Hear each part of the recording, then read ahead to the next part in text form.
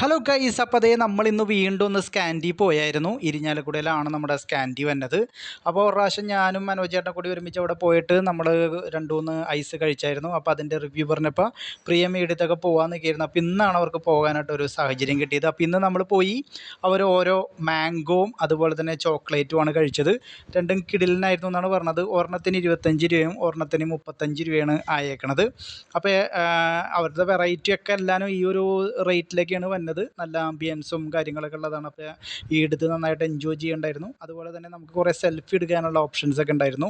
അപ്പോൾ നമ്മൾ സെൽഫിയൊക്കെ എടുത്ത് അതുപോലെ തന്നെ നന്നായിട്ട് എൻജോയ് ചെയ്ത് അതുപോലെ തന്നെ 2-3 പാഴ്സലൊക്കെ മേടിച്ചിട്ടാണ് നമ്മൾ അവിടെ നിന്ന് പോകുന്നത്.